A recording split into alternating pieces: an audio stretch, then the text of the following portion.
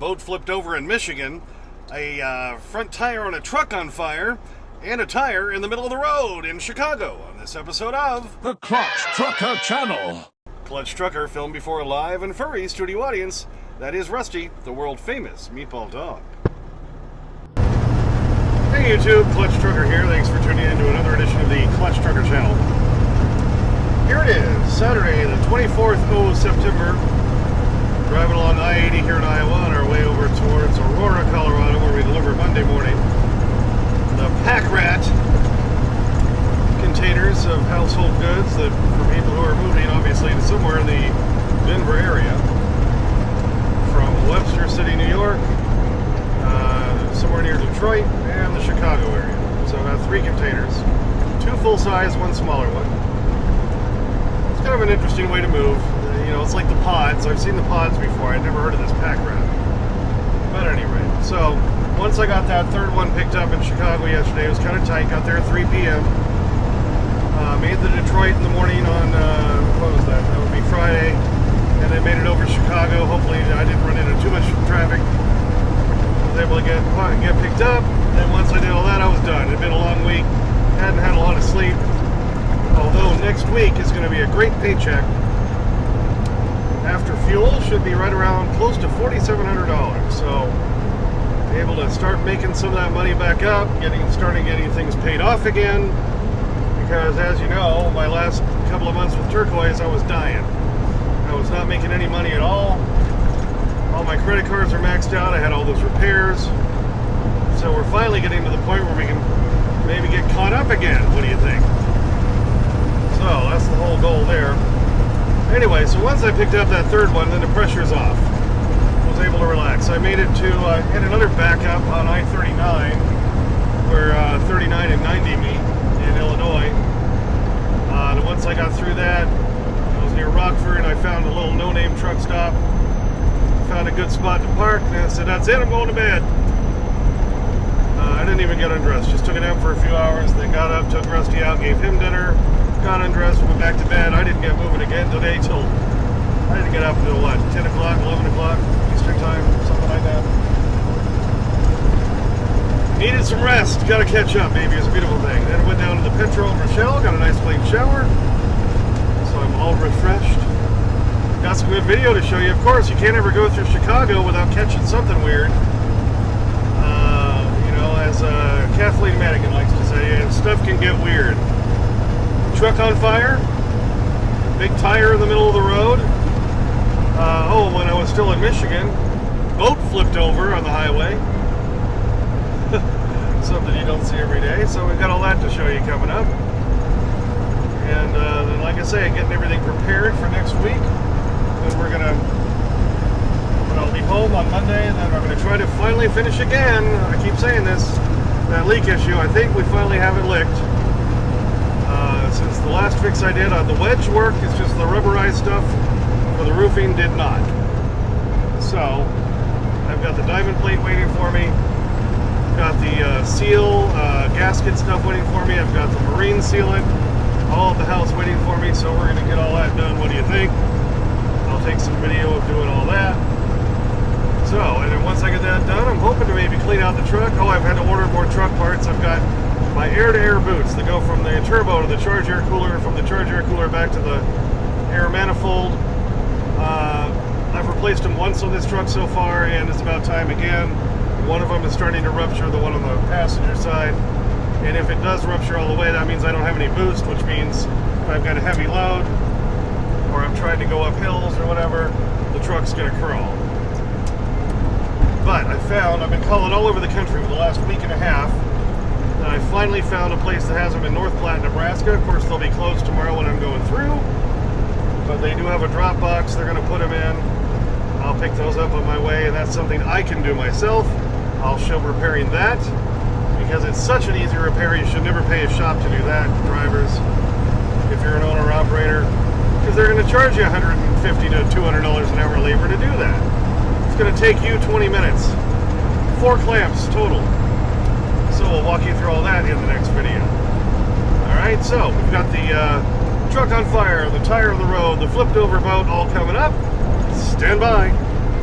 Alright. right, well, first off, after I picked up in the Detroit area, driving across Michigan, yeah, I'm just driving along this Highway 14, I believe it was, and all of a sudden we're coming to a slowdown. I'm like, oh no, what's going on now? And then I heard somebody go on the CB and say, hey, anybody want to buy a used boat just slightly scratched? All right, look carefully to your left. There's the bottom of the boat right there. And now the clutch truckers zoom in slow-mo.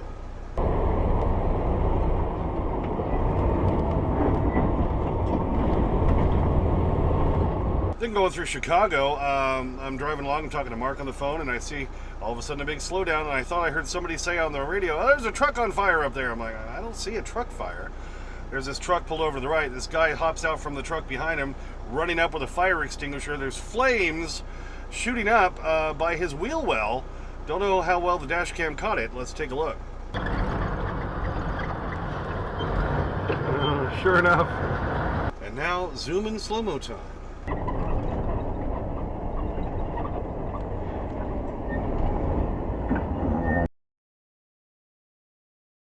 And then finally, right after that, we're all zipping along, and all of a sudden I see this cop's in the left lane, his lights go on, and yet he's like not really pulling anybody over, and he's slamming on the brakes, and everybody else is slamming on the brakes.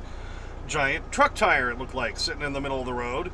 So he's trying to get over it actually to get it. He didn't ignore it, like sometimes cops do. But yeah, he was trying to make sure he could keep anybody from crashing into it. And then right after that, I saw a little sedan pulled over on the right side of the road. I thought I had seen some sort of a chunk of a car. I think she ran over it and took off a piece of bumper. Well, let's take a look. All right, you can see the cop's lights on in the left lane. He's going to move across the lane I'm in and get over into the next lane because he sees the tire laying there. And hopefully he's going to try to take care of that and pick it up. What do you think? Yeah. There's a little piece of fender that I saw lying in the road that I think belonged to the car I saw later on. It's the clutch trucker. Zoom in slow-mo. All right, you can see the cop. Yeah, he's going over there, and hopefully he's going to take care of that. Of course, I passed him before I saw him loaded up into his truck, but hopefully he did. So many times cops don't do that. They blow right by road debris. But this one was a real hazard. And now back to road time. Take exit 197 on the right toward Brooklyn, then take the first right.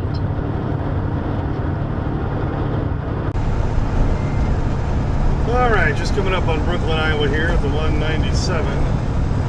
There's a TA there. The fuel's cheaper in Nebraska, but I don't think I can make it all the way there.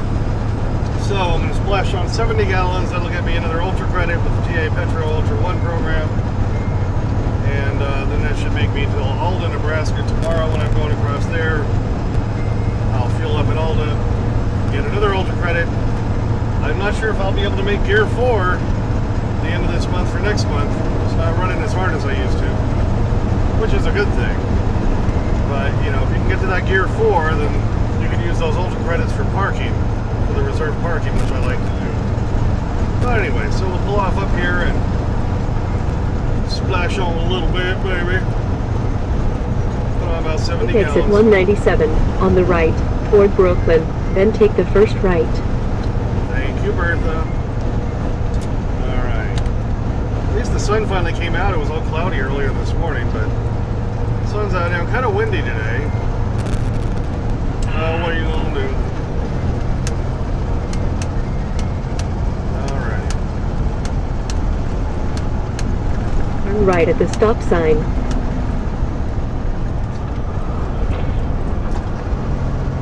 This used to be an old gas station a long time ago. TA took it over about 5-6 years ago.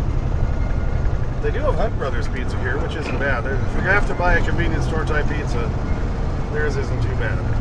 But I got a pizza earlier and had a Quick Star, a new Quick Star they had there in Rochelle, Illinois after I grabbed my shower. So good as far as that goes. Alright, it's about $4.31 a gallon here. In Nebraska it's going to be $4.19. That's why I just need to get enough on there so I can make sure I can make Nebraska to the Alda at 2:05. That's where I'll fill up tomorrow. That's when I'll top it off, and hopefully that should carry me through next week. At least get me home and everything else, and then back out of the house again. Because God knows what the fuel prices are going to do. They've been so volatile. They'll go up like 35 cents some days. Just Arriving crazy. at Travel Centers of America, on the left. Alright, get on in here, and hopefully all the Ass-Wagons aren't parked taking a shower. Please drive to They're highlighted spoiled. route. Well, there's at least one open there. There you go. Turn right on I-80 West. Yeah, Garmin, we're getting fuel, so just chill out. I'm going to use the PumpSmart app. I showed that in a video, about 2 years ago. I'll try to show it again right now because it makes it much easier on the fill-up part. And then all your Lane closure was reported on I-80. You are on the fastest route. She makes me violent. Because most of your information gets saved in there, and so there's very little you got to put on. So, all right, here we are, and I'll show you how we're going to do that. All right, first thing we got to do is we got to open up the app, and then I'll put in. I think it really all it asks for is it asks which card I'm using, and then to put in the mileage, and I'll show you how we're going to do that. I'll give you some screenshots. Okay, first thing you got to hit the PumpSmart app over there for TA Petro. Then it's going to show you where you are. You hit next. You're going to choose your fuel card. You hit next. You're going to put in your odometer. There's my odometer. I hit next. It's going to give you the code. All right, I've already put the nozzle in. Now I just got to put the code in right here on the old keypad. Shows it down there at the bottom. We hit enter. It's going to ask me a couple questions, like tractor. Yeah, that's what I need is the tractor. I don't need DEF, not for this truck, doesn't have it. Cash advance, no. Additional products, no. One moment, please. A few moments later. Authorizing. Then it just asked me to remove the nozzle, which I've already done. I just needed to. It says fueling, everything's reset up top. As soon as it comes up with all zeros, you can wait for a click. There it goes, I'm ready to pump. So, we'll start her up, baby. I'm just filling this side because I'm only putting on 70 gallons. I'm not going to bother with the other side. It'll even out as I drive down the road. So there you go. So you use the PumpSmart. Alright, then afterwards it says fueling complete. You hit OK. And you can go to the balances and check out what you need to get to your next level. Okay, got my 70 gallons on now, pulling up forward. Yeah, I actually pull forward after I fuel. What a concept. So many people don't. They'll frickin' park that truck on that fuel island all day, baby. It makes me violent. Alright, so now, go ahead and get my fuel receipt, go to the bathroom, blah, blah, blah, blah, blah. Yep, so there's how you use the PumpSmart thing on the, what do they call the PumpSmart app for TAs and Petros. I like using, the thing I like is then if I don't have to write, for some reason I don't understand this is just in my weird brain, because okay, normally I know my truck number, I know my code I've got to put in, I know everything else memorized, but then of course I have to rememorize the mileage every time. So I'm always out there and it's like the fourth thing they ask for. So I'm having to, as I'm typing in other numbers, keep singing in my head over and over my mileage. 873-310, 873-310, while I'm typing in other crap so I don't forget it. If it would ask you that first, that would be one thing, but it doesn't. So on the app, at least I can put the mileage in while I'm still in the truck looking at it. Then I just have to remember their code, which is about the same number of digits, but for some reason I can remember that faster, and it's the first thing you type in when you're at the pump. That's a lot of the reason I like that whole PumpSmart app. Okay, so here we are. It is Saturday night, the 24th, sitting here at Council Bluffs, Iowa. And I texted my wife earlier and said, you know what, I've never seen any bluffs. Where are these bluffs? Anyway, tomorrow I just have to make it to Brush, Colorado. I'm not going to stay in the Denver area. I hate staying in the Denver area. It's one of the worst places to try to park a truck. They have a new TA Express in Brush. They've got a new Love's out there. In that area as well, so I'm going to be, I've only got about 7 hours to drive tomorrow. So that's where I plan to park tomorrow night. And then I'll head on in there early Monday morning to get these 3 containers off. And then I got to head home. And then we'll try to do the whole, I love my remodel here on the truck. I love everything about it, but that leak has been just the bane of my existence. So I think we're finally going to get it figured out the right way. Like I said in the other video, when I had all that rain the other day and there was just the wood up there because that rubber stuff blew off, I didn't get any leaks. So, you know, and that covers 95%. So I think this is going to finally do it. If it doesn't do it, I think I said this last time, if it doesn't do it, I punt, but when that rubber stuff ripped off, I really had no choice but to try again on this. So that's what we're going to do. Well, thanks for tuning in for that one. Yeah, a little fun. There's always, whenever you're going to go through Chicago, you know you're always going to catch something on the dash cam. And, of course, Chicago did not let me down. Right, Rusty? There you go. On the way home, so now we've got to take a little bit of time this weekend and got to sleep in today. That was nice. I know Rusty enjoyed that. And I let you run around for a long time this morning, didn't I? Oh, yeah. Big grassy area. Rusty was a happy dog. Thanks for tuning in. Please subscribe. Please like and comment. I get to your comments as soon as I can. Sometimes takes a few days because I'm a working truck driver. There's Clutch Trucker at Instagram, Clutch Trucker on Twitter. And as always, sniff that magic YouTube fairy dust. Clutch and Rusty, out. What's that in your pocket? Oh, this? It's just the deed to Channel 62. Channel 62? I've never heard of it. Yeah, I'm not surprised. More people watch the fish tank at Leo's pet store. All right, here it is. There it goes. All right. I thought I had started the camera earlier and we missed him getting his first couple of bites, so don't think I'm not feeding him his usual amount of treats tonight. Because he's living the dog life loca. Sometimes he takes his fur off and goes dancing in the rain. All right, Rusty. There you go. Happy dog look.